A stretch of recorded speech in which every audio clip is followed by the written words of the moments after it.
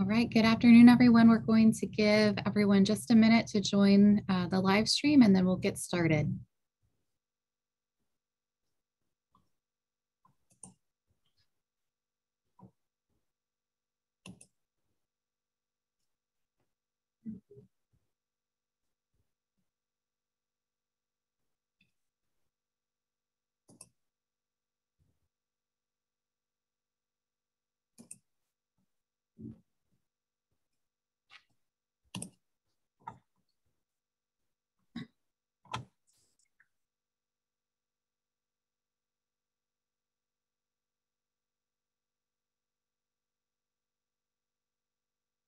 All right, we'll go ahead and kick things off. Welcome to our ad exchange exploring architectural illustration and delineation with the winners of the AI Dallas Ken Roberts Memorial Delineation Competition.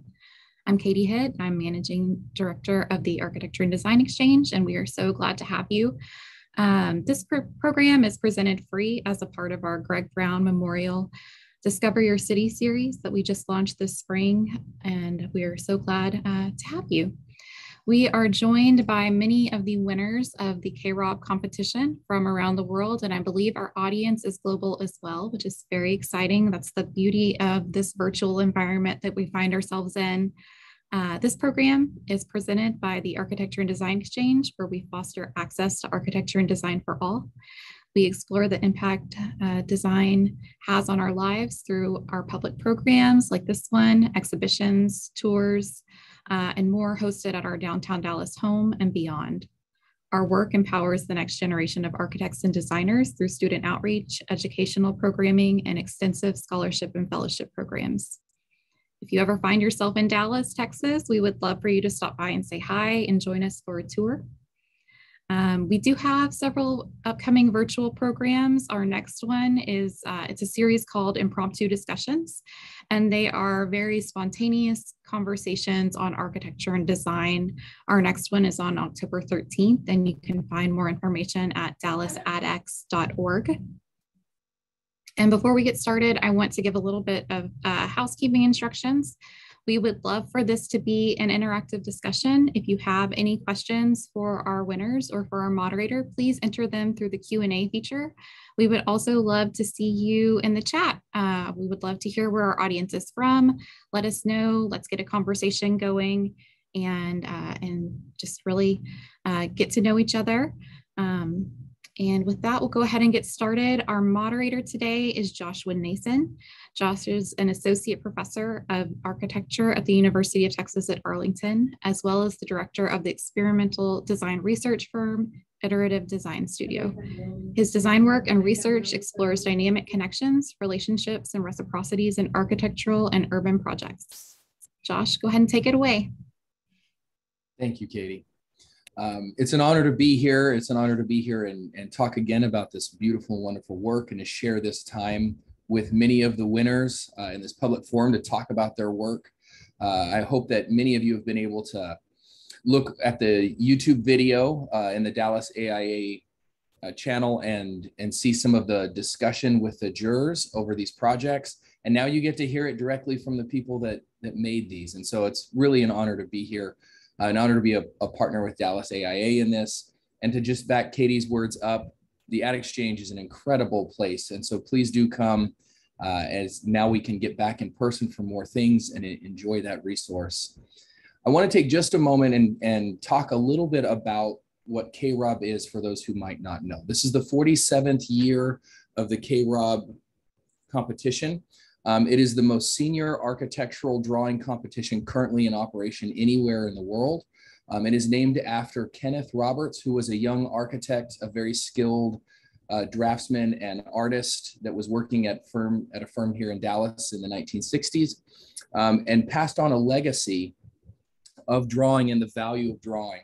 And over the last 47 years, the Kenneth Roberts competition has seen an incredible amount of work, not only in terms of drawing, but in terms of the evolution of design communication within the discipline of architecture and many related disciplines. And so each year, this is, I think, my 5th year of being able to moderate, and it's always terrific to see the evolution of the work and the way that it reflects not only the profession, but how the profession interfaces with the world and with society, and the role that idea communication actually has in the advancement of the world, and in our stake and in our responsibility as design professionals. This year we had a set of terrific jurors. We had Chris Cornelius from Studio Indigenous. We had Extraordinary, which is Sarah Reyes and Daniel Drensky, and we had Moon Hoon of Moon Balso from Seoul. And so our jury is an international jury. We have Dallas, the US, and international scales represented. And each of these jurors, again, watch the video on the YouTube channel, and you'll see the terrific insight and comments specifically about these projects. As a reminder, Katie mentioned to submit your questions in the Q&A feature or in the YouTube live chat, and we will we will handle questions at the end of the event. So go ahead and submit your questions at any moment. Just please specify if you're asking something to someone specifically, put their name in there so that we can actually address it appropriately in that regard. We might have a little bit of comments between each, but the way that the format will go is we're going to allow each of the winners that are here with us today to present and talk about their work, and with maybe a little bit of comment in between, but we're going to save the end for the Q&A and for the larger discussion. And so if we skip your question during, don't worry, we'll try to get back to it at the end, time permitting, of course. Thank you again, everyone, for being here and being a part of this wonderful event and looking at this terrific work. And with that, I'd like to kick it off with the first drawing of the first project that we're going to see. And this is by Hamish Mcandrew. Hamish, take it away. Hi, everyone. Yep. So my name's Hamish Mcandrew, and I'm an architectural designer from Scotland. I don't know if you want to move to the next slide. Sorry. So conscious of time, I'll jump right into things. As I've just said, my name is Hamish Angus Mcandrew, and I'm currently an architectural designer working in Scotland for a medium-sized office called Cameron Strachan Yule Architects. But my winning animation is in fact unrelated to my current work and is actually a callback to a university project when I was fortunate enough to travel to Hiroshima in Japan. There I worked with local students during a 3-day design competition that, for myself, resulted in a temporary bridge proposal intended to span the waters surrounding the Hiroshima Peace Park during a remembrance ceremony that takes place on August 6th each year. This date marks the anniversary of the 1945 Hiroshima bombing. And when I found out that this year's KRob Awards would take place on the evening of August 5th, Texas time, which due to the time difference would actually be the morning of August 6th in Japan, I felt that resurrecting this project seemed like a fitting tribute, which sparked me to get to work creating my animated entry. I would add here that revisiting past projects during my free time with a fresh eye and thinking up different ways of representing them is something I frequently do as a means to develop new skills that can be applied to my day-to-day work and to push myself past my previous level of ability. So this, combined with the opportunity to pay respects through a sensitively considered piece of work, is ultimately what motivated my entry. On the evening of August 6th, during the memorial event, lanterns are floated down the river to pay respects to those who lost their lives. My animation focuses on the shadows that would be projected by these lanterns as we pass under glazed sitting areas within the temporary bridge proposal, and emphasises on beyond reality to evoke the intended sobering reference to the real-world nuclear shadows left behind by the explosion. These nuclear shadows, examples of which should be visible on your screens now, capture the final moments of civilians, essentially etched into surfaces through the extreme heat of the blast. Now, with such a heavy subject matter, it's obviously immensely important to approach things sensitively, which is why I made the decision to leave the audio mute, so the animation itself could act as a moment of silence for what transpired there over 76 years ago. With this emphasis on the purely visual, I felt that a slow and steady pace was also appropriate in setting both the tone and atmosphere of my piece. Scene by scene, I wanted to build up one further layer of understanding, be it a further layer of pragmatic understanding, so what the proposed design actually is, or a further layer of emotional understanding regarding what the animation is trying to communicate beyond the design. For me, this is where the main strength in using animation is. A still image can use a myriad of techniques to, in effect, control your eyes to focus in on one area of a drawing before another. However, you're still seeing the entirety of the image as a single snapshot. I feel that animation allows the author to really take the reins of the narrative, control the pace at which information is released, and gradually lead a viewer through this imagineered world you've created. In terms of crafting my work, my animation was completed using a mix of both 2D and 3D animation techniques. A basic 3D model was created to set up different scenes and to generate the shadow paths from the moving lanterns. After exporting the animated scenes, these were then broken down into individual frames and taken into Photoshop, where I actually drew over the top of each still image using charcoal and pencil textures, with specific attention being given to highlight the shadows, which, I should add, consisted of around 700 individual drawings at 15 frames per second. But the hope was that this effort would of course pay off, with the final result being something that appears as neither fully hand-drawn or computer-generated, but which hopefully adds to the evocative atmosphere I was aiming for, and beyond communicating the proposed design itself, serves as a sensitively composed tribute to those who lost their lives in a terrible past event. I'll end it here so we can hear from the next speaker, but thank you for this opportunity to talk today, and I'll welcome any questions within the Q&A. Thank you. Thank you, Hamish. What beautiful work. And I recall discussing your project with the jurors, and Sarah and Daniel were particularly taken by this work and wondered if you had a background in film, because as filmmakers themselves, they noticed a lot of the sequence and pacing and the strength of the still image that you mentioned just now in describing this. And it was almost, you were speaking directly to the questions that they were asking and the ideas that they were discussing when we talked about this. And one thing that stood out is they said immediately, we couldn't tell exactly what you made it in. We couldn't tell exactly the software you built it in, the mode of drawing that you used, or the frames, the program, with which you animated it. And you just described this process of developing these 700 drawings and stringing them together and being really articulate and intentional in that transition. And I just want you to know that it communicated very well, that was something that they found very compelling in that sequence, the craft of each frame. Thank you very much. Very complimentary. Thank you. Thank you for the work. Yeah.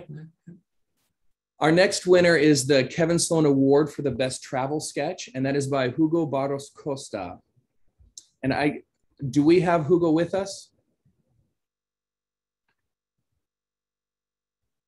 We do not. Okay. I'll say just a couple of words about the discussions that we had around this project, and then we can go on to the next. I don't want to speak for the author of the work and talk too much, nor do I want to extemporaneously misquote the jurors and what they said. But a few things that I recall is when we're talking about travel sketch, each year that I've been a part of it, there's been a discussion on the process of the sketch.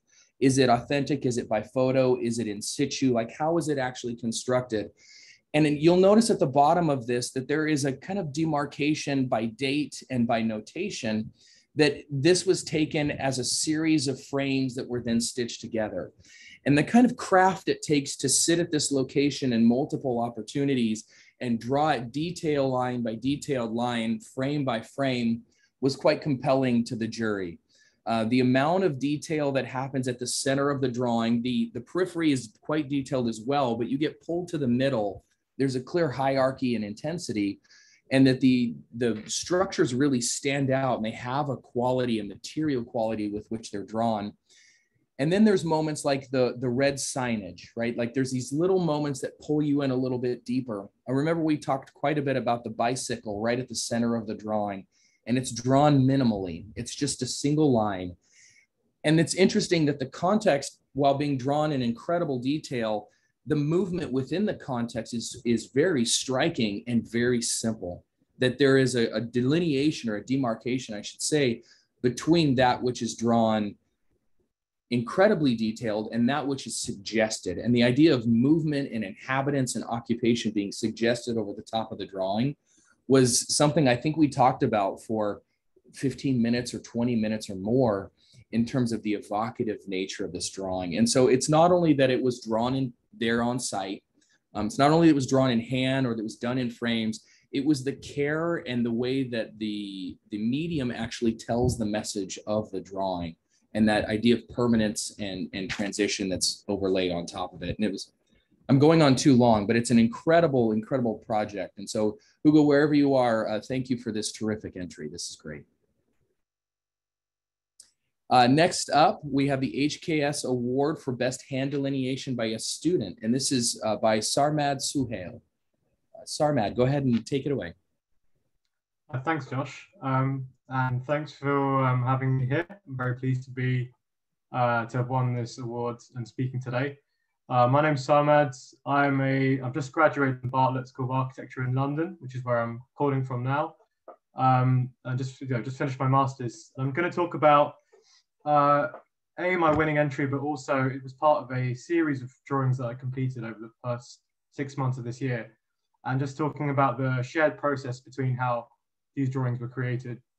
So the winning entry is actually on the right-hand side of this pair. And it talks about the redevelopment of the Crystal Palace, which is, well, if you can get the next slide, please. Can you have the next slide, please?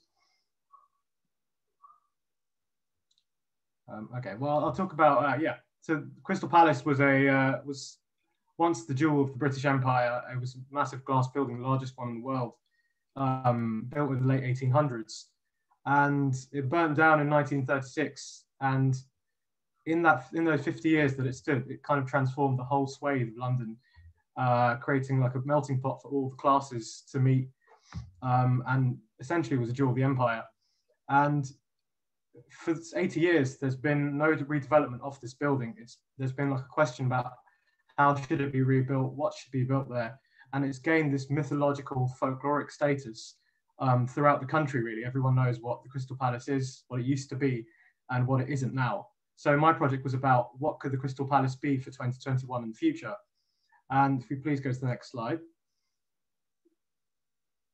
I talk about the drawing setup and how my project was a rebirth of this. So when I started these drawings, it usually starts with sketches. Next slide.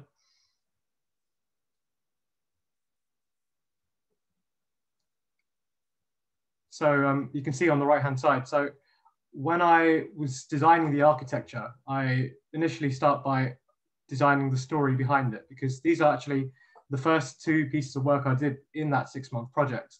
And the sketch on the right kind of shows the different ideas that I wanted to get across in one drawing. And the reason is that these ideas are interconnected. The idea of, for example, on the top right, there's a planted roofscape on the hotel area, or the fact that rainwater comes down from the clouds, gets filtered into a roofscape that then gets poured into a pool, which then waters and feeds a hydroelectric system around the park.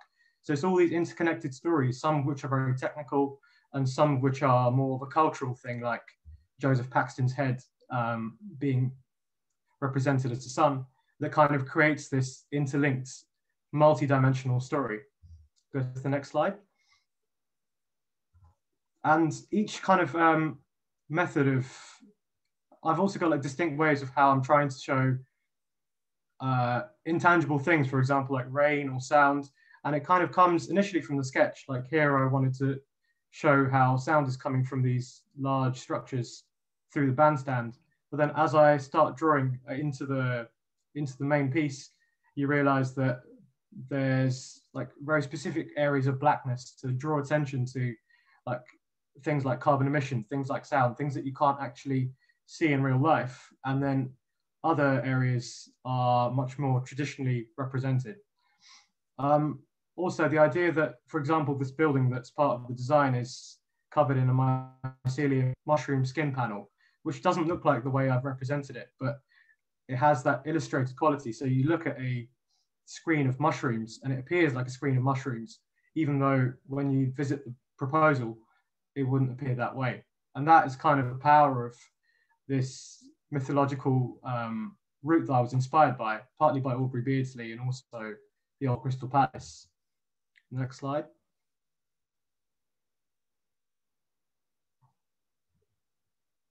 And then, yeah, to save my eyes, the way I kind of draw them is that in parts I need to use this magnifying glass to get all the details in. Next slide. And also computer modeling is actually very important. So if we go to the next slide, you can see that the actual drawing is laid out in this deconstructed way. And you can see elements like the round structure or the goat building. And these really quick 3D sketches of architecture that don't have any scale and they don't have any like inhabitation. Next slide. Form like the structure for the drawing themselves. So I kind of keep it deliberately loose when I'm setting up the drawing, so I can then like embellish it and give it life when I actually start the piece. Next slide. Then you can tell by when I break down the different stories, you can see how when you take them discretely, if I was to draw each idea individually, you wouldn't get that same sense of linking together as when I did it all together. Next slide.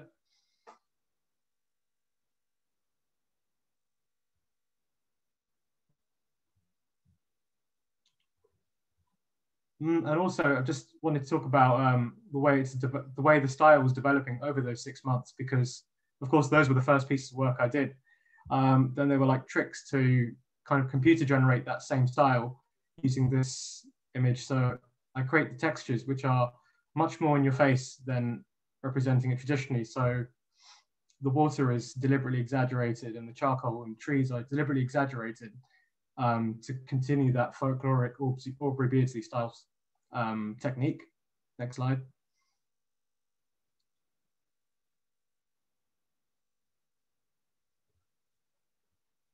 And the final kind of idea is how I'm using digital techniques to combine with the hand drawing and trying to basically marry those two worlds together. So in my digital work that I was doing in the center of the project was very interested in the materiality and like about ceramics and about mycelium and mushrooms. Next slide. And the colors are really important as well. So I also experimented with, go to the next slide.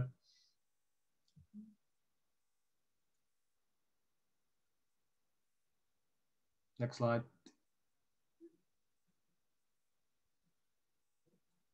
So experimented with collaging these materials into a hand drawing and seeing where that goes. So go to the next slide. So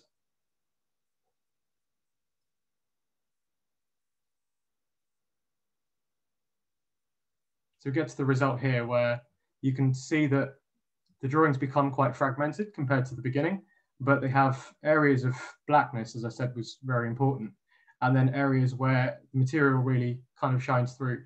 And this is where I'm looking to take this drawing technique in the future. Areas which are really sort of heavily delineated by hand and areas which are kind of expressing materiality very explicitly. Thank you. Thank you, Sarmad. I'm already telling I'm going to have to keep myself in check because I could talk about each of these for an hour, and that would not be helpful. But one thing that stood out as you described this that the jurors certainly saw, I think that all of us that have seen it, is the level of detail is actually evidence of a very intricate and extensive process. And now when we're looking at the work in terms of a competition, we only see that one image. And I would imagine it's pretty hard to send that one image out into the world without the story of the process to go along with it. But it's really evident, the historic reference to the Crystal Palace and all of the different mediums, because you aren't only visually showing references, you're actually borrowing on techniques as well that tie into kind of the period representation and a little bit of obfuscation of when and where and why and how all these things come together. And I'm not surprised to see the incredibly layered and detailed process, but I'm really happy to be able to get to peek behind the curtain a little bit on that one. Thank you. It's very kind. Thank you for the beautiful drawing. Thank you. The next person, Alejandro Borges, is won the category, the HKS, award for the best hand delineation by a professional. Alejandro. Thank you for having me. It's such a pleasure.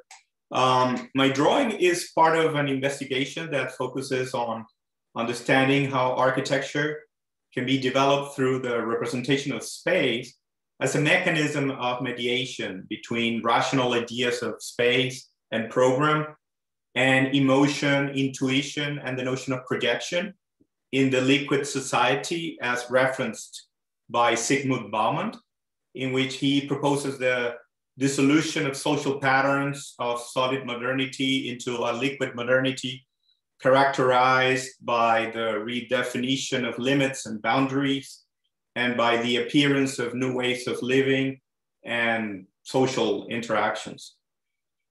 So we can think about architecture in its broader sense as embedded in a very particular situation. By definition, it is a discipline that combines concept and experience, image and use, and it is bounded by the intersection of reason and emotion. So it is a hybrid art which incorporates the observer's perceptions of reality through vision and the other senses. Visual experience and perception in general consists of a series of potentially chaotic input of information from the outside stored in the unconscious mind. So ideas about objects and events in the world are not copies of external reality, but rather are the consequence of an interactive process that occur within the subject, where they experience operations of juxtaposition, inhibition, and merge with other simultaneous ideas. So the mind does not really reflect truth, but rather it extracts that truth from a continuous process of collisions of perceptions, which generate reformulations of different experiences.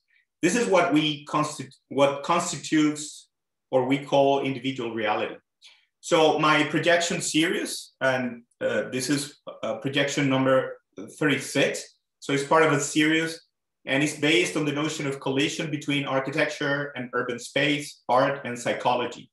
It is an exploration of concepts such as light, shadow, projection, sublimation, and transformation from both spatial and psychological perspectives, in which they sort of coexist in a series of dichotomies, such as order, chaos, individual, collective, subject, object, rational, irrational, conscious, and unconscious. So we can think about architectural space as the physical manifestation of a specific moment in time. It is a mirror of a social condition. The work presented here is part of an investigation that focuses on representing these spatial conditions through a series of hand mixed media drawings that explore through collisions, part of a high density urban space and the juxtapositions of program. If you think about the city, and in a way this drawing sort of tends to explore this notion of juxtaposition and layering, as the urban text of our towns of cities have been built over centuries of history, and each generation contribute with this process of superposition of different aspects that influence and determine the spatial structure of the urban space as a dynamic entity that modifies its apparent reality. If we want to understand these urban architectural transformations and their contemporary meaning, we must first investigate the inherent process that defines the real character at a particular moment in the city. Like, for instance, Michel Foucault suggests, for instance, that the idea of space is a condition defined by ordering principles or systems of order. Michel Desserteau, on the other hand, refers to the transformation of the urban space as part of a stratification process by introducing the notion of permanence. So the city behind its appearance at a certain moment contains within revolution of history, economic mutations, demographic superimpositions, and so on.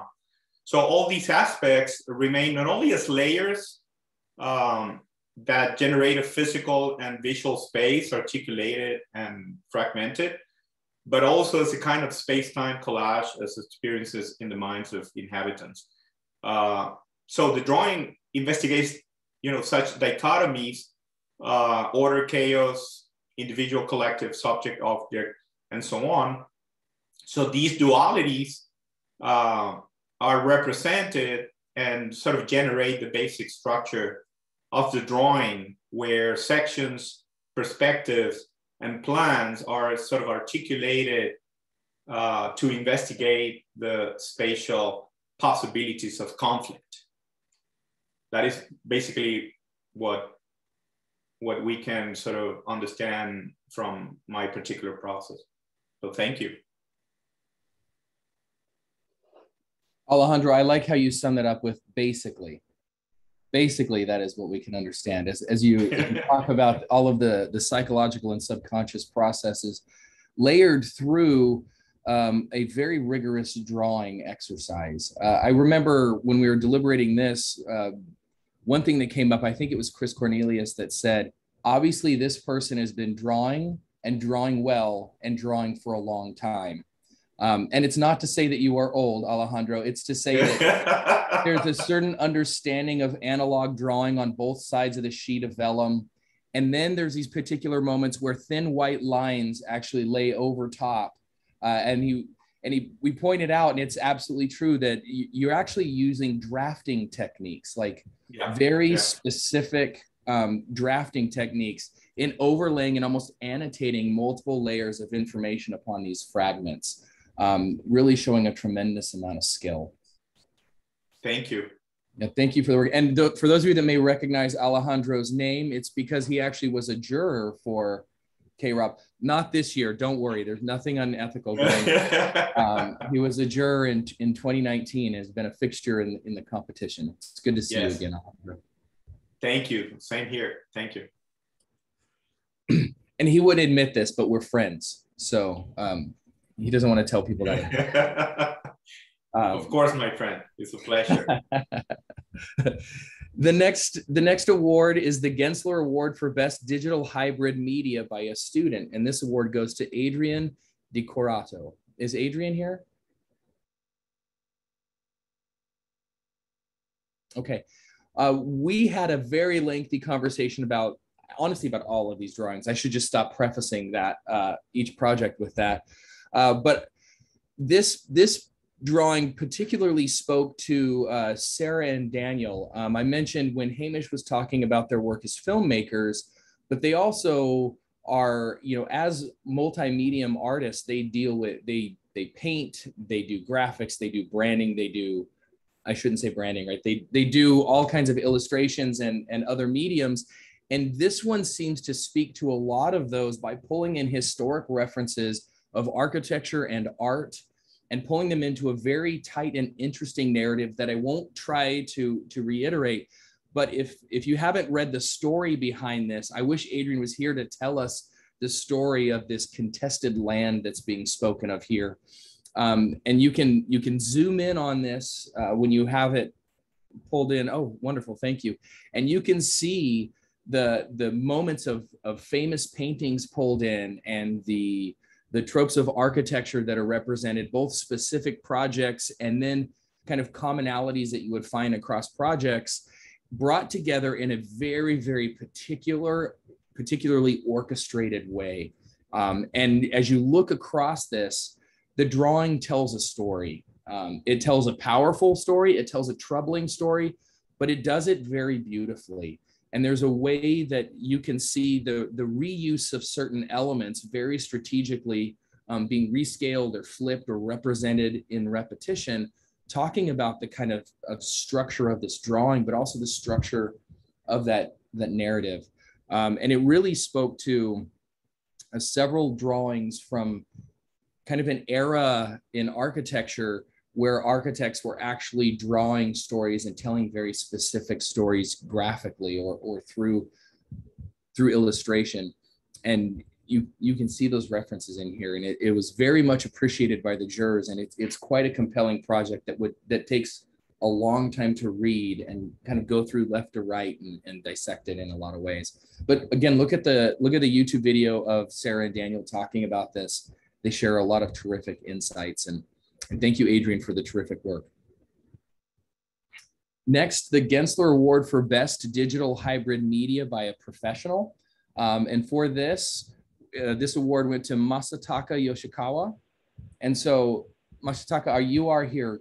Go ahead and tell us about this wonderful piece. Okay, thank you, Josh. With this piece, I'm looking to contemporary design process and the role of architects' design sensibility in this digital age.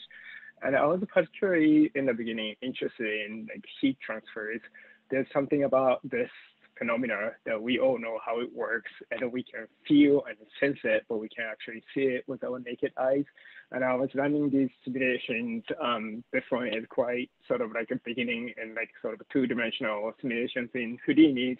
And then I was kind of like running different like simulations based on that. And like at some certain point, I started to realize I could sort of getting into like temperatures and like kind of like particles, how it moves. And this simulation is sort of like next stage of like sort of like moving through three-dimensionalities, and like I was inserting like sort of objects and spheres and the cubes to like kind of manipulate the like behavior of these simulations. And sort of like I started to kind of wondering what happens if I take this into like different softwares. And this image, for example, if I took that geometry from the Houdini and put it to ZBrush, everything kind of shows up like really broken. And then in the process of trying to like fix it and like remesh it, and it started to create this like really crazy like surfaces with like, you know, like all these lines and points are like all mashed together when you do that. And I was like, I thought that was kind of fun. So like and then like that's when I realized there's sort of like a gap between different design softwares when you transfer the data from one program to the other. So at this point, I was like moving through this like geometries and simulations from you know, either from Houdini to like ZBrush, and ZBrush to Maya, and Maya to Rhino, and Rhino to ZBrush, and back to Houdini. And at one point, I think I was running a simulation against the simulation, and that was like super funny way and things to think about. But this gap though, I think is like what I found kind of like super intriguing, because like every time this happens, I was able to kind of like insert something new, fit some new information into it, which like sort of like added these like new attributes to like what I originally started. And then so that's sort of what I was doing. And in next image is the sort of like the final image that I came up with and submitted to KRob competitions. And here, like sort of, I was trying to really almost echo the sort of like operations that I was going through, and sort of like try to like do that. And like this gap that I was interested in, like it always happens traditionally in like architectural professions too. As you know, design professionals and architects, we design things a lot of times in three-dimensionally, and we somehow like transfer it to two-dimensional construction drawing set, and then like it's pretty like not very efficient. And then like contractors lead our two-dimensional drawings and has to imagine like what it looks like in three-dimensional, and like, you know, they have to actually build it. So there's this like gap that I found that, you know, is sort of very interesting. And, you know, as a design professional architect, we try to fill that gap so that what we have three-dimensionally in our head is what contractor is going to build. But in here, in this work, I'm trying to do the opposite of it. Instead of like filling the gap, well, I'm filling the gap, but I could with different informations. And every time I do that, like sort of it kind of like make transformations from one geometry to the other, and that's kind of like what I was trying to do. And this image now I'm looking at is sort of the gap between digital and the physical. So I'm trying to wonder how I could work on these digital models, like how I was kind of playing through different softwares, how I could work that between digital and the physical. So I have sort of like these like sort of design information is kind of filled in Rhino models, and then connecting that to mixed reality headset so that I can see it in front of me. And like I have this image of the altered carbon, this printed out, and sort of like overlay that virtual object that kind of goes over. And I'm using this in particular image, I'm using the 3D printing pen to like sort of like make a connection between like this information, that information, and how that could be tied. And it makes it makes sometimes sense digitally, but it doesn't make sense in the physical world. And sort of that's what I'm kind of like trying to like going with that image. And that's what I'm sort of interested in it. But yeah, thank you for letting me talk about it. Thank you, Masataka. That's incredible. This is one of the ones where, at least for me, you give a completely different reading than what I had actually understood. The way that you're talking about it, that it's at least as much about process as it is product, if not much more about process. Almost it's a map of translation, right? You talk about like generating drawings so someone else could build a project, and then generating drawings to fill the gap. I absolutely love that notion of filling the gap. And I remember one comment, I think it was Chris that talked about this, the fact that it's not easy to do white lines on a black background because the contrast is just so hard to get those lines to read appropriately. And in the previous slide, there's a way that those white lines just read so crisp and clear and very direct. And thank you, in this one. And then I love the juxtaposition where you describe the process that leads to this as this moment of not being about clarity. It's about searching for that, but not necessarily having it, right? And then arriving at that moment. And you talk about all these softwares that you're bouncing between, from Houdini to Rhino to Maya, like back and forth and back and forth. Do you always work through those mediums? Sometimes I do, sometimes I don't. I really appreciate when I do. Sorry. Yeah. Yeah, no, when I do work on it, work like this, I always bounce it back and forth because, and I think it's kind of like, I don't know, these softwares has a tendency to create sort of like things that looks like that was made in that program. But then when you move through from like one program to the other, somehow that goes away and it starts to become this like kind of like an object like things. Yeah. And then I don't know, it's kind of interesting to me because like architecture is also about like experience. When you build buildings and installations, it's about the experience and like what it could do. And like, I'm trying to like deal with that and try to like have that kind of like thought and consensus into the 3D models so that in a way it comes through to the image. Essentially, that's like a two-dimensional. So like, yeah, so that's just, you know, kind of trying to work that through, and sometimes it comes through, sometimes it doesn't. Just well, it certainly came through this time. Yeah, absolutely. It certainly came through this time. I love that testing the tools way you're describing this. Like, I need Maya for this, I need Rhino for that. And then you work that process, and the drawing is really a measurement of that process as much as it is the thing that gets printed at the end. Thank you. What a terrific piece. Thank you. For the next piece, we have a juror citation, and this is the work of Zachary Tate Porter. Zachary, go ahead. Thanks, Josh. So the drawing that I submitted here, or image maybe I should say, rather than drawing, is called Three Rocks. Depending on how you look at it, perhaps you could think about it as one rock viewed three different ways. And it's an exploration of representation itself, I would say, more than the content of the proposal being put forward, and especially representation in the context of our contemporary moment of post-digital workflows and such. Probably like everyone here on this call, I'm obsessed with architectural drawings and the criticality and rigor you can get through plan and section axonometric But recently I've been interested in how that criticality and that rigor can be ported over to the paradigm of rendering in a way that brings our disciplinary expertise for representation and maybe doesn't become just, oh, I spin around the thing and pick the cool shot to take the rendering, but also maybe doesn't jump to cinematography, but brings some of the ideas from architectural representation into this new way of working.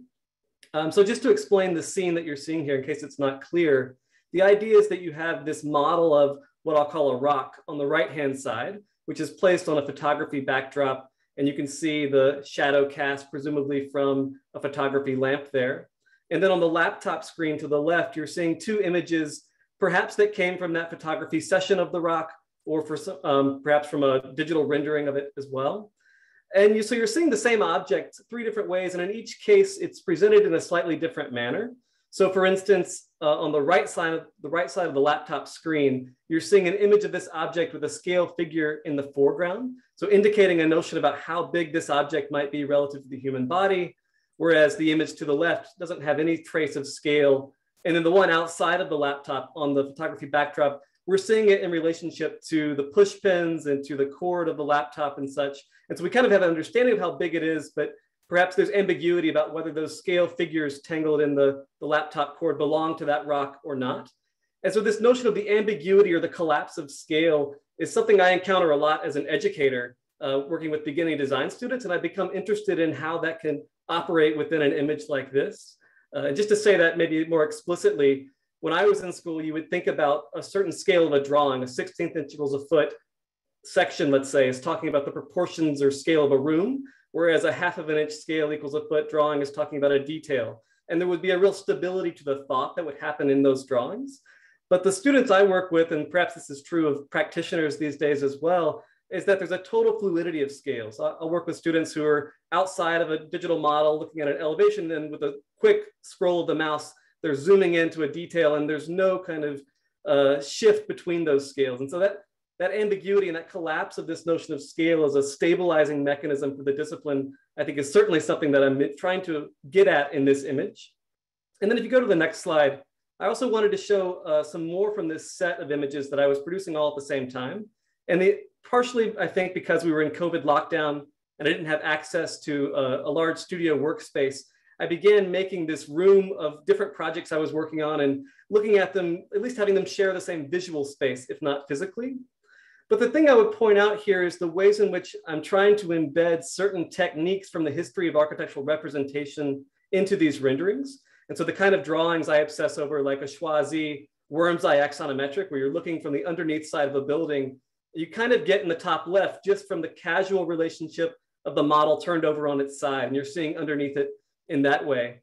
Or the two drawings on the right-hand side, the one on the top is framed elevationally towards a wall, and the bottom one is framed aerially down onto a table. And so in both cases, those surfaces are parallel to the camera. So you're basically getting a measured drawing, even though it's texture maps. The drawings pinned on that wall don't have any of the perspectival distortion you might associate with rendering. And so it's beginning to build in some notions of the drawing into the way in which that's set up and framed. Or in the bottom left, where you're seeing parts and pieces to a model, we could think about that as an analog to maybe an exploded axonometric drawing where things are being pulled apart. And then if you go to the next slide, I won't talk too much on these just for the sake of time, but you see the idea on the left-hand side of models being represented as opposed to the proposed design. So rather than seeing the design in whatever site, it's looking at the model as its own artifact and kind of calling attention to the artifice of the representation itself. And then what you're seeing in the bottom right, a junk drawer full of ideas and thoughts relative to that project of the rocks that we started with. And then you can go to the last slide. Just to kind of sum up this notion about taking the criticality and rigor from our discipline as an expertise in representation and finding a way to translate that to these new paradigms of rendering and image making is really the project that I'm currently working on here. So I just want to say I'm honored to be included, and thanks so much. I look forward to the discussion. Thank you, Zachary. Your obsession with drawing that you speak of is absolutely evident in this. And I love the kind of cataloging of methodologies. It's almost as if you're going through a series of precedent studies on drawings and applying those precedent studies to this project. And I remember Sarah was particularly taken, and Sarah is the juror that gave you this citation. And I'll say all of the juror citations were hotly contested. It wasn't just one juror liked the work. It was, they were trying to decide who would put their name on which one, because all four of them were really good drawings. But one thing she pointed out was the whimsical nature of this. And she said, this person has to have a great sense of humor and a great personality. And one thing in particular that she brought up was the tape over the camera on the laptop. That level of detail and it is so impressive. And it made me wonder, Zachary, if you will, if you drew this or if you entered a virtual reality person and that person drew this, like, were you the actual author or were you the author of the author? There's a certain kind of atmospheric or a separate level of removal that I find really fascinating here. Yeah, the layers get more and more meta the more you go. There were points where I tried to push that meta-ness too far, and it was like this scene was happening inside of another model that was inside the thing, and there's a point where it didn't actually become legible. But yeah, it almost is an inventing of a character who operates in this space rather than it being a literal workspace that I'm familiar with. That's fantastic. Yeah, at some point it becomes a Matryoshka doll, right? Where it's just, there's too many levels of removal. Terrific work. Thank you for sharing it with us. Thank you.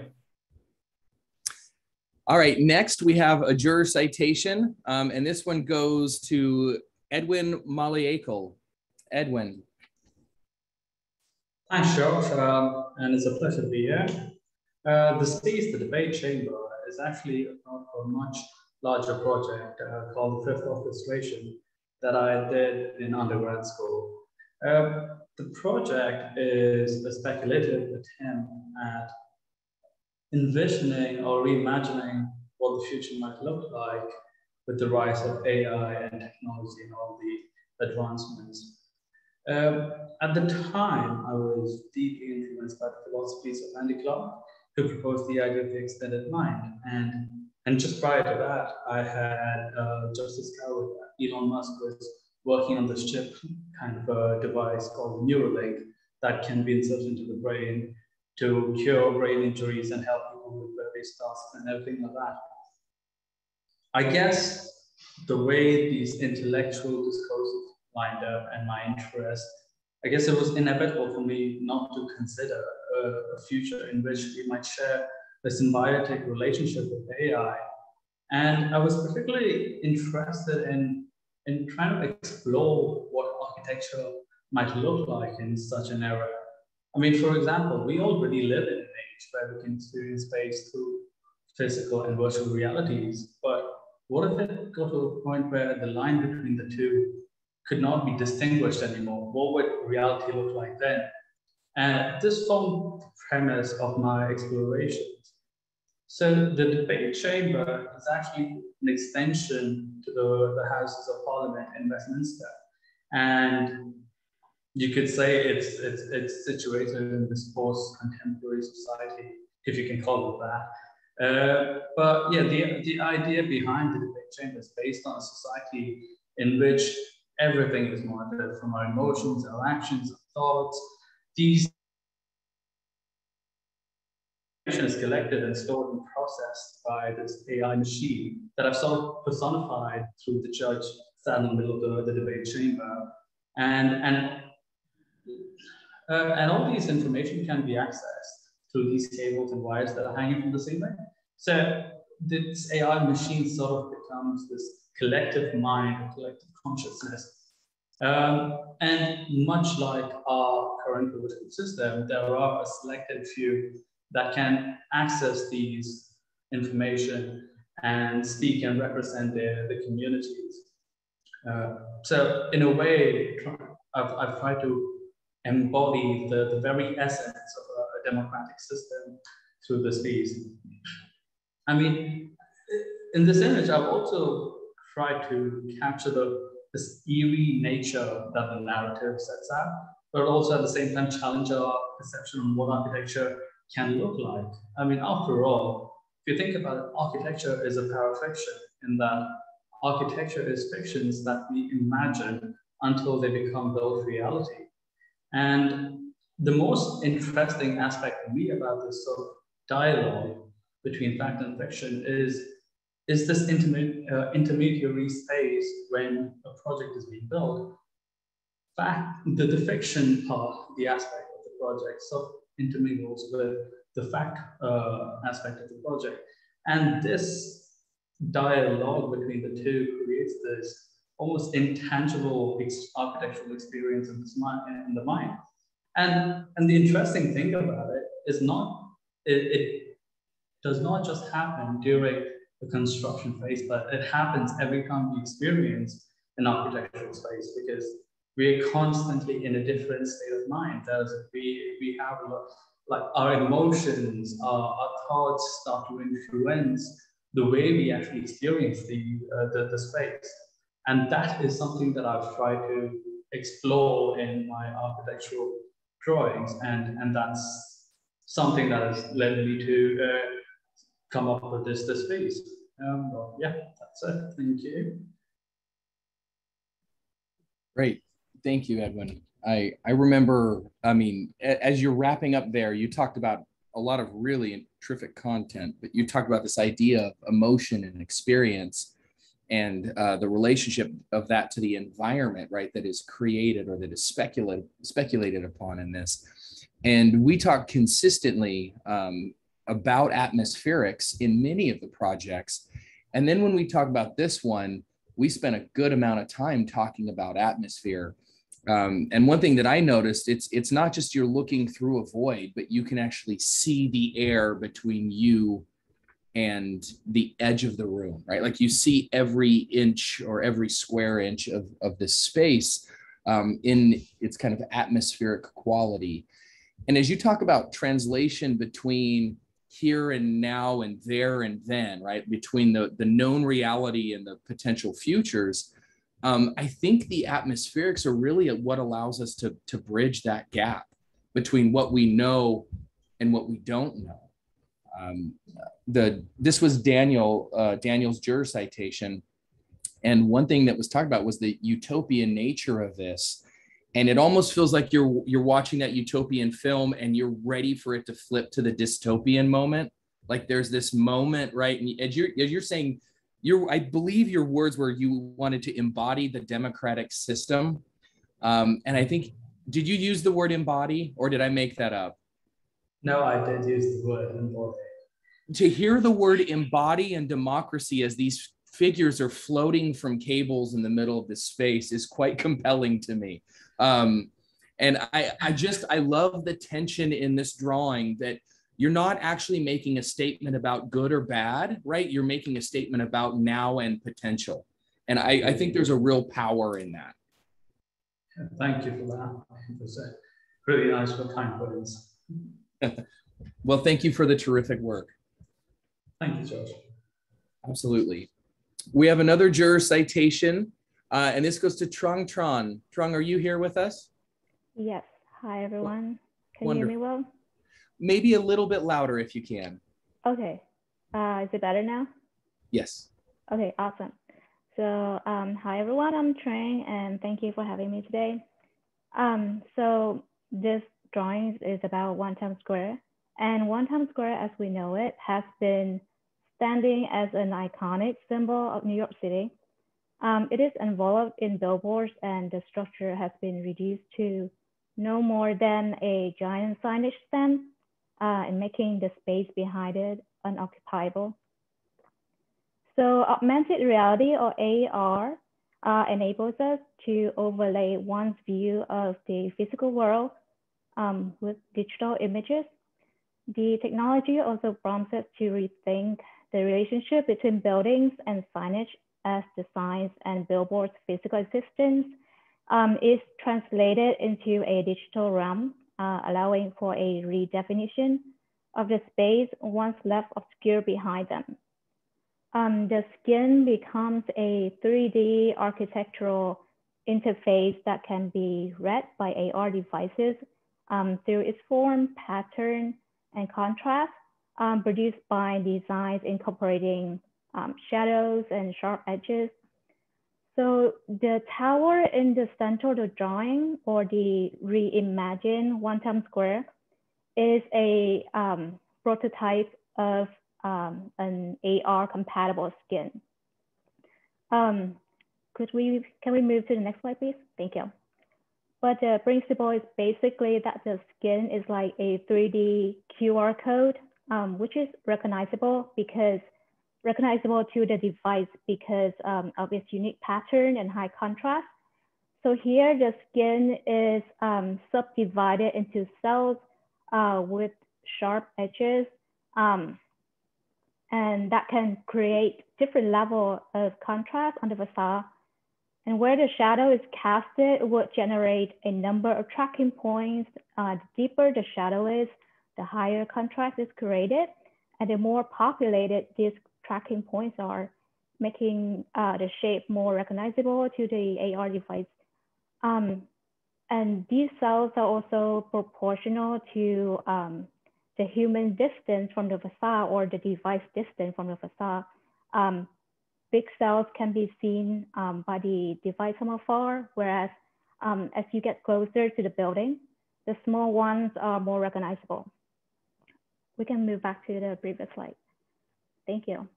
So this outmost layer can communicate with devices without overshadowing the space behind, and which will be now occupiable. And this way, one time square can be utilized by its surface and volume, therefore transform its relationship to the site by opening up the interior spaces through a permeable, more active facade.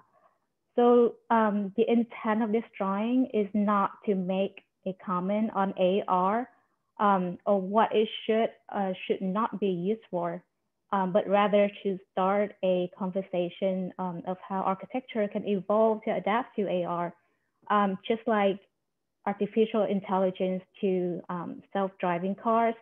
If someone told me 5 or 6 years ago that I would see a lady doing her makeup in a car while the car is driving by itself, I think that's nonsense. That's fictional, you know, things that you only see in sci-fi movies. But here we are, and I saw that, and it was still very surreal to me. So with all the big tech companies pouring money into augmented reality, I think it'll be here before we know it. Thank you. Great, thank you, Trang.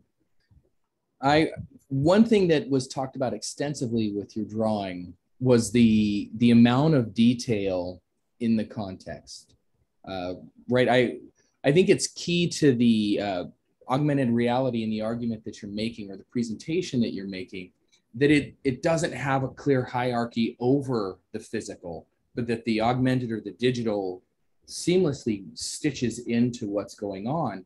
And so the care with which you draw the buildings and the cars, I mean, even if you look at the reflection in the windows in these 2 cars that are up front, there's a level of care and detail where hierarchically you could actually pick so many moments in this drawing and just dive into the level of detail within the image and really understand the care and the craft and the quality, the textural nature of the glass and the block on the buildings.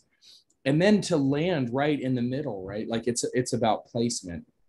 And I'm going on too long about that, but the placement of that in the middle, and then the care with which you draw that, I appreciate that you describe how you're thinking about the technology, right? With that other slide, and how that embedded QR technology will allow us to actually see these overlays on top of that. And to quote you, here we are, right? Here we are, for better and for worse, maybe, but right. But here we are, and there's this new way that architecture could be read. And I was thinking about this in these terms, like if you ever visit a city and you just want to strip away the billboards and strip away the lights and strip away the mess and just be there with the buildings. Now I sound like an obsessed architect, right? A little creepy, but if you want to be there without all those extra layers, this technology actually provides that alternative as well. That maybe the buildings now take the forefront, and then you can turn this on or turn this off. And there's an adaptability to that I think you speculate on here very nicely.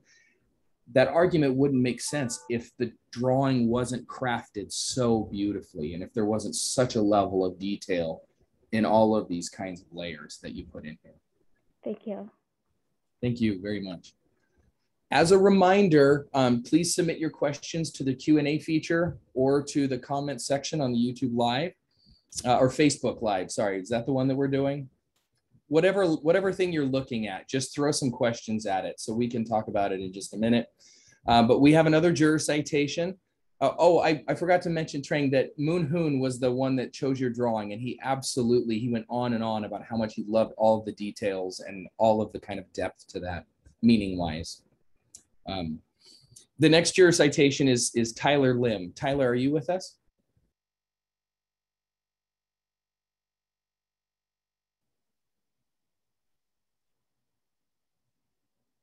I believe that's a no. So wonderful work submitted by Tyler. And here you see this triptych, these 3 panels. Chris Cornelius chose this as his juror citation. And one thing that's really noticeable about this is this band of 3 drawings and their relationship to one another. And I won't claim to know exactly how Tyler made this. That was part of the compliment, that there's, again, one of these multimedia ways of working, this mixed medium, that you can't find the fingerprints of the program or of the tool that delivered it, but you find the fingerprints of the person that drew it. And there's so many interesting relationships across the 3, even these 2 white bars. Thank you for zooming in. These 2 white bars that strike through the middle, there's still these lines of tension that cross from one drawing to the next. And then the kind of repeated white overlaid scale figures and moments of people and animals and other things that add that layer of depth and inhabitation and activity across it, and really pull out the specific and muted but very compelling color tonality across this. We talked about everything from balance and depth to color theory to the kind of assembly of this. But there were several drawings that were done similarly, maybe not in a series of 3, and even that didn't end up winning awards, that got tons of compliments because the way they balanced the intensity and the amount of information across a presentation device that really allows you to read it at multiple levels. And this one, even amongst a great set of drawings, stood out in that respect. You can just look deeper and deeper and deeper into this drawing, from the ships and the cars to the birds and the people. And then there's also the references of different places and different times and how they're seemingly and seamlessly fit in there together. This was a terrific piece that we really talked about for quite a while, particularly because the craft and the way that things are fit together. The fit of things, the relationship are really strong within this drawing. So congratulations, Tyler, and thank you for this. Okay, we have now talked about all of the drawings, and I see a couple of our winners have actually been, at least one of our winners has been able to join us. Hugo, I see you there. Yes, I'm so sorry, Josh. No problem. I kind of make a mess with the time zone. You know, it's kind of hard. And yeah, and I'm also working on a deadline project, so my head is not as good as it should be. So everything is a mess around me right now. So I'm sorry, I totally missed the I thought it would be like 1 hour later. No problem. No problem. We're glad that you could join us. You'll have to watch the recorded video afterward and see how terrible of a job I did talking about your project for a minute or two. So just send, if I got any of it wrong, just send me that hate mail. You can send it straight to me. I'm fine with that. Yes. Can I talk a little bit about it, or is not the time? Let's see. Yeah, let's take just a couple of minutes. If you want to say just a few words about it, let's show. Josh, I can pull up the drawing as well now, so we can actually look at it. Wonderful. Thank you, Jessica. Anyway, I have the drawing with me, so you can see the scale of it, because it's really big. So this is the drawing. Really big drawing.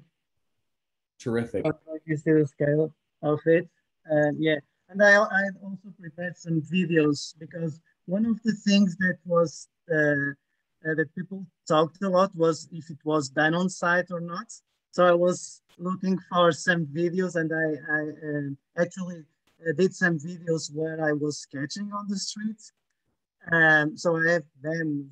I have some drawings, some of those videos with me. I don't know if it is important to show it, but anyway. Um, if concerning the drawing, so this was done while we could not travel around now. So in fact, this was if you when you talk about the concept of travel drawing, you know, what is a travel drawing? When you cannot draw. So what I thought is I can also travel on my own city. No, so in this year that we could not travel abroad, so what I did, I got my bicycle and I travel every day because I sketch every day around my city, and I saw this corner, and I started sketching the corner. In fact, the sketch is a quadriptych. It's a quadriptych. No, it's divided in 4 parts. 4 pieces. Yeah, 4 pieces, and each piece took me around 2 hours. So what I did first the central piece, and then I went there several days later, and I did the left middle piece. Okay, so I drew I draw in a relatively big sheet of paper, but in order to join them, what I do is I sketch on the floor to get the relation between one sheet and the other. Okay, and so on. So and then I did the third, and then I did the fourth. So it took me around 8 hours at the end. So what I try to depict in when I'm sketching is not only the forms that I see, but also all the atmosphere that I have around me. That's why when I'm sketching, I don't like to listen to music. I like to listen to the cars, to people, to sounds. So, and I know it's very, very hard, but I try to transmit all of that in my sketch. The sound, the textures, the forms. We as architects, in general, I don't know, in the States, we are taught that architects should only use line, and that's it, because the color and values and shadow, it's for artists. But that's what my teacher told me. But I think now the more you sketch, the more you see, and there is a moment where you want to try to depict more than just forms. You want to show textures. You want to show values. You want to show the movement of people. You want to show even to show the sounds.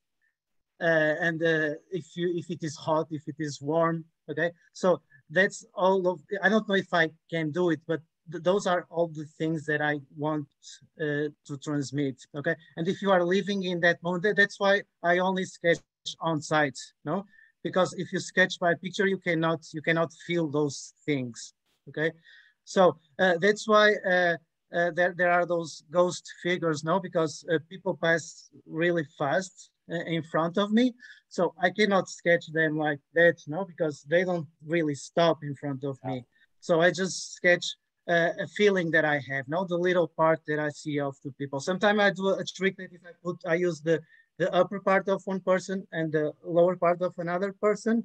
But yeah, but basically I start with the skeleton of the sketch, and then I try to give depth and movement and shadows and transparencies. But in fact, the part that I love more on this sketch is that feeling of transparency, you know. And I use a regular Uniball pen, and then at the end I use a brush pen, a pencil brush pen. So I use 3 brush pen, the gray and the black that I mix to have different grays and different grays. and then I used the red, and I mixed the red with the gray to give this sense of warm to the grays. You know, if you can see, there are warm grays and cold grays. So I think and that's where I finished my where I finished my sketch, you know, to this level. Thank you so much. Yeah, it's you did a much better job than did I talking about your drawings. Yeah, I appreciate that context. I'm so sorry. You're completely fine. Thank you for joining us. Mm-hmm. I want to take a moment and thank each of the winners for joining us today. And I'll thank you again at the end, but it's really lovely to have you. And we want to have a little bit of a Q&A and a panel discussion now, just talking about some things amongst the group of us. And then also, thank you for the work. Thank you for submitting. In a difficult year when everything was upside down, you all still found the time to create beauty and to test things and really try things. And I really appreciate that. I mean, I now have seen this work several times from the jurying, of which I'm a silent member. I just listen. And then the award ceremony. And then I got to interview the jurors personally and talk about the work.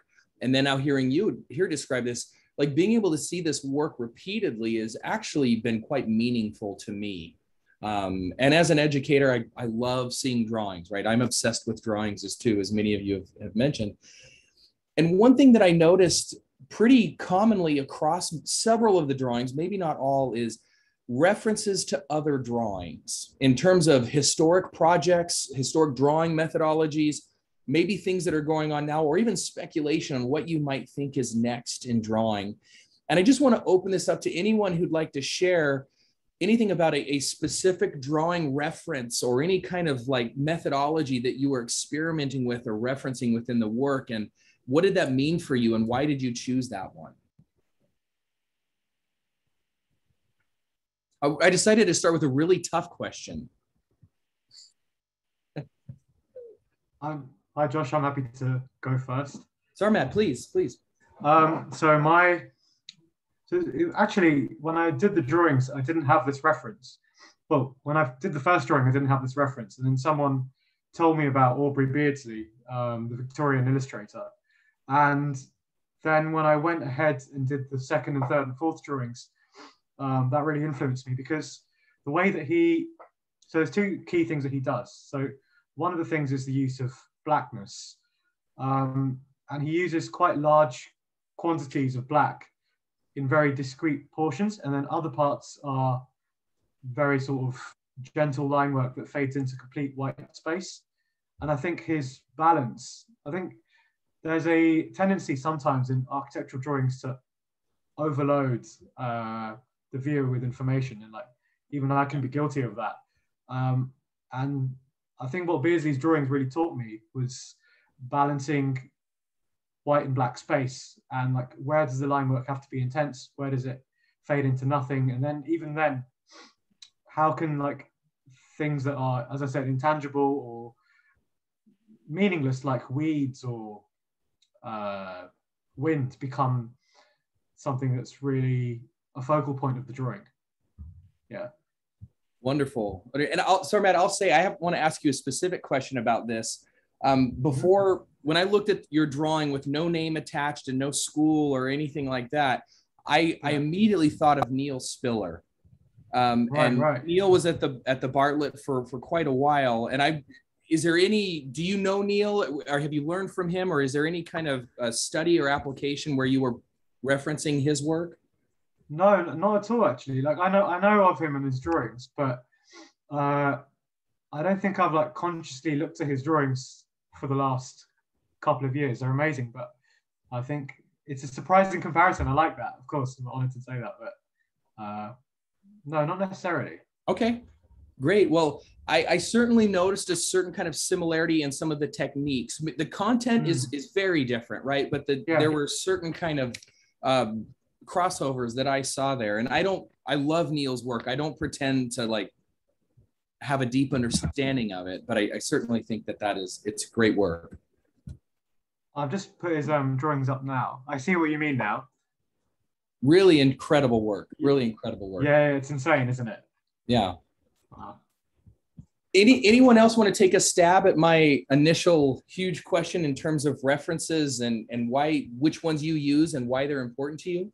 Sure, I can mention sort of a couple of references that are not directly related to a particular technique or a particular previous work, but sort of an approach to the creative process. Like, for instance, the Dada movement in Europe in early sort of 1900s. I think, you know, I have a lot of influence from the work of Marcel Duchamp or Kurt Schwitters in Germany. So that they sort of developed this notion of irrational means to sort of produce and create works of art in this case. So that idea of critique of, you know, established structures and using sort of irrational means to produce that. Of course, the Dadaist movement influenced the Surrealists, and I think that's also an important part of my work, and sort of I research about their work and their sort of philosophy and their sort of production and the sort of combination of materials and ideas, and the idea of the exquisite corpse as a means to sort of the construction of space and object and sort of narratives in a work of art.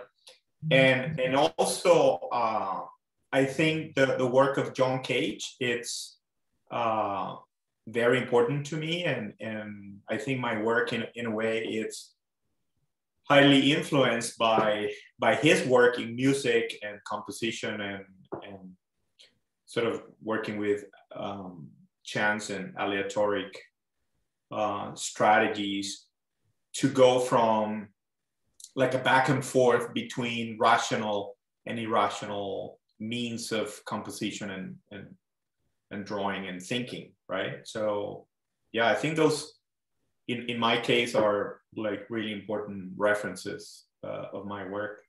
I really appreciate that, Alejandro. And I think it's evident in particular in how you use fragmentation, because the fragmentation in the drawing that you showed, it isn't just randomized fragmentation, right? It almost operates in a series of strips that are then split, and the splits seem to resonate with the balance and the structure of the drawing in a way that it creates a different kind of rhythm across the drawing as you read it. And to hear you mention John Cage and then talk about aleatoric structures, I mean, it really fits in terms of a very tightly fit form of what appears to be chaos, but is absolutely very, very tightly structured. Right. Yeah, thanks for that description of the drawing, because I think it's really, really... you can use it, just take it. Better. Just take it. Yeah, I'll give you the credits, but thank you for looking at my work like that. It's really meaningful to me to listen to you, and we haven't had, you know, the opportunity of lately talking about our work, and yeah, I was looking forward to listening to your particular take and interpretation of it. So thank you. You're welcome, but be careful with that. My takes aren't always healthy. One thing that I noticed as I looked across the spectrum of the work is the amount of detail. There's always a balance in KRob between work that is hyper dense and hyper detailed, and then a series of pieces that really, really speak to minimalism and simplicity. And there certainly are moments of minimalism and simplicity in these works, but all of these drawings have a lot of content, a lot of meaning, a lot of references, a lot of visual acuity, and then simplicity is kind of breathed into them in moments to create pause. And I'm just wondering, is that something, do you all think that kind of an intensity and a deep stack of information is important to you as you're working? Like, do you try to deal with as much as possible information-wise?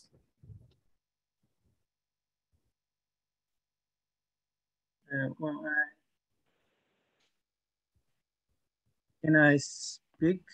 Yes, please. Okay, hi.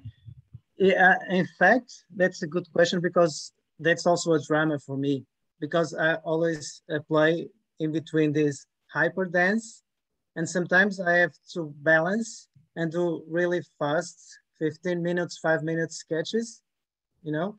So my answer would be like the balance, as you told, no, like the balance between one thing and the other, you know? But I don't know.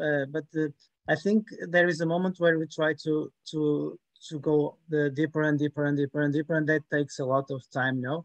And I think when we do something that we like, no, we try to get it to the limit, no. So in order to try to, if you want to take it to the limit, we try to do bigger and more details and more and more and more, you know, like in order to search that limit. Concerning the references, I was thinking in this sketch, I remember I was sketching and I was thinking on Will Eisner, you know, the comic artist, the way he plays with the negative and positive space, you know. So that's one of the things that I try to do on this sketch, you know, to when you draw a lot and you look a lot, you start to understand that sometimes the negative is also so important as the positive, no? And it's always a balance between this negative, positive, and black and white. And Will Eisner was a master doing that. Yeah, thank you. Terrific references. Does anyone else want to talk about that, like layered information? Yeah, I'll speak for a bit. I guess it's interesting because you need the balance of information. Like if you first look at an object, your mind instinctively sort of makes a decision whether you like it or not. But after the fact that you've made the judgment of whether you like it or not, you need a sort of a context or a story that keeps you gripped in and kind of like, so I'm sure like everyone here has tried to create a story and sort of like depict that story through an image or an animation or a video.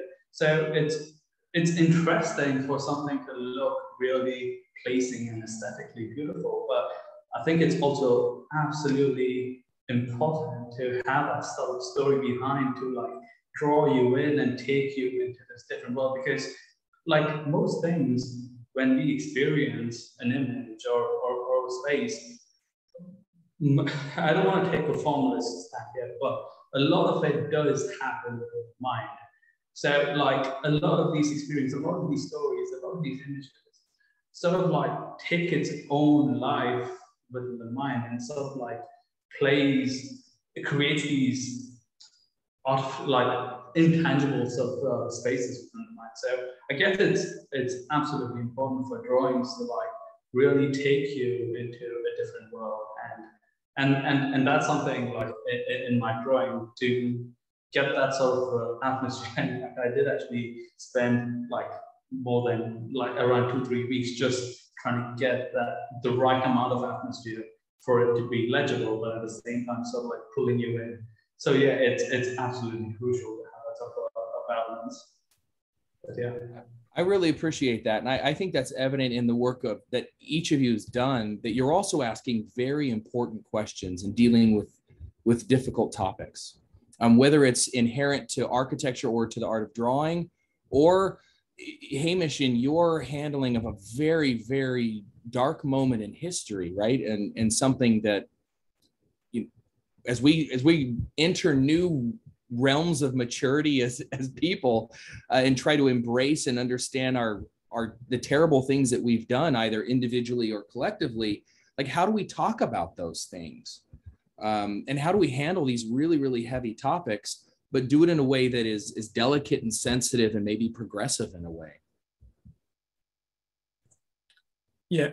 And I think just on the kind of layering of information as well, kind of the benefit of animation is that you can take a serious situation like that and kind of stretch it out over in this case, a 47-second time period, and you can pick how you want to release information and layer it up gradually to really get across your narrative, you know? Yeah. I think that's a terrific point. I think that's a terrific point. That, Masataka, I have to ask you one specific question. In relation to that, Hamish brought this up, and I think it's really, really pertinent.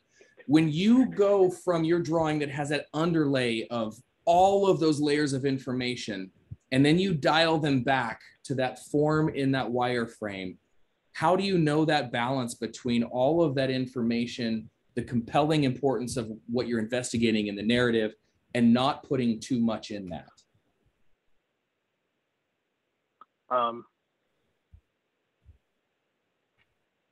I don't.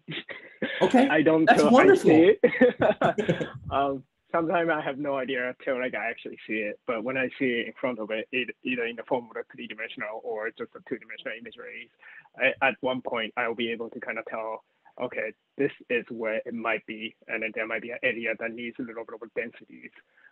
But I usually don't know till I see it. So like I just keep going till I see it. But I think also it's important for us to be able to sort of like filter through those information, you know, not necessarily like showing everything, but like being able to filter through.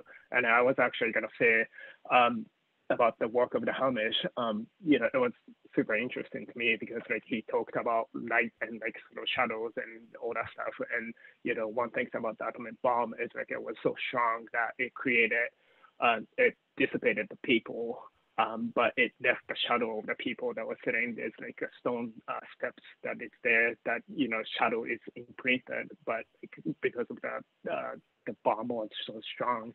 And, you know, it was like super interesting. And so in that way, like to me, like Hamish's work is like speaking that things without really speaking about it. It's actually talking about that between the light and shadow.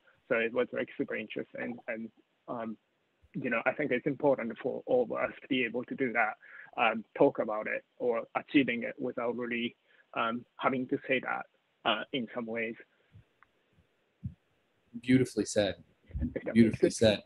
It's almost even hard to talk about it because we're not going to get to a level of any kind of resolution as a discussion, right? It's so critical that we handle these things, and the evocative beauty of that, I think, it's powerful and it's impressive, but it's also sombering. It's also like it's heavy. It's very, very heavy. I usually sorry. Go ahead.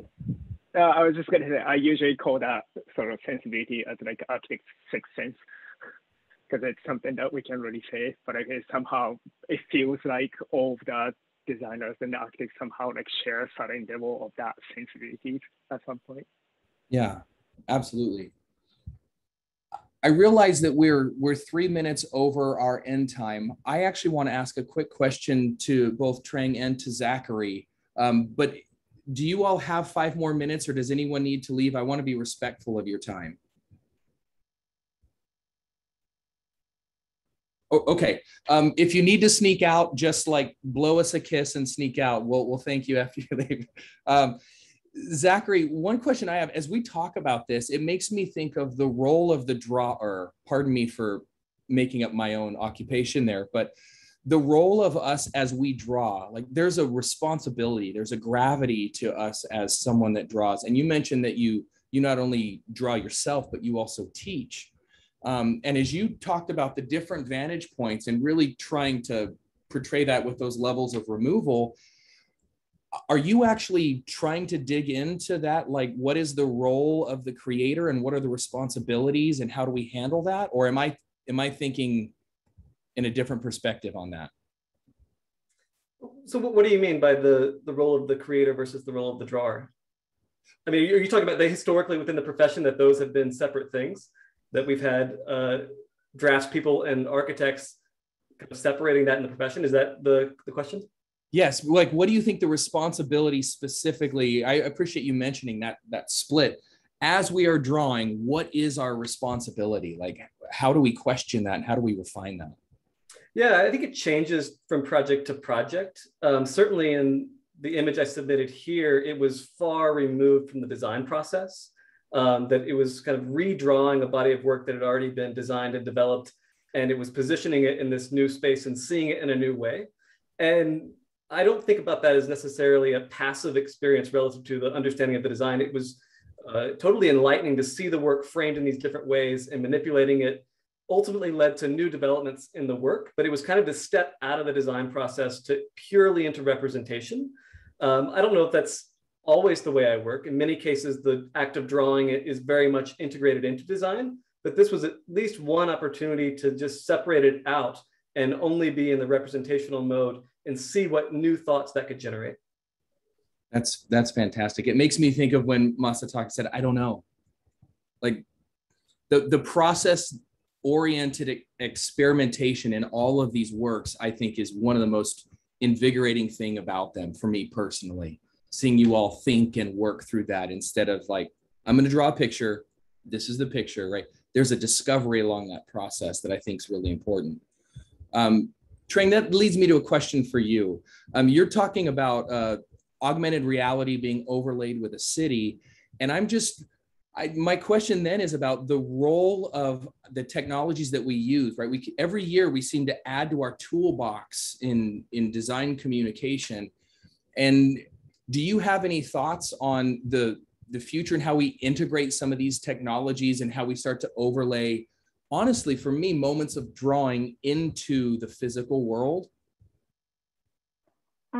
So I think with the development of technology nowadays it has enabled us to see what the potential of the build or the potential of our design can be.